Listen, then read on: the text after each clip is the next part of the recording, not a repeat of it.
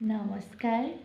পোনপ্ৰথমে মই কলাগুৰু বিষ্ণুপ্ৰসাদ ৰাভাদেৱলৈ সশ্ৰদ্ধ প্ৰণাম যাচিছোঁ আৰু তেওঁকে সুঁৱৰি মই এটি গীত গাব বিচাৰিছোঁ। কিবা যদি ভুল ভ্ৰান্তি হয় মাৰ্জনা কৰি দিব। নাহৰ ফুলে নুশুৱাই তগৰ ফুলে শুৱাব, তগৰ ফুলে নুশুৱাই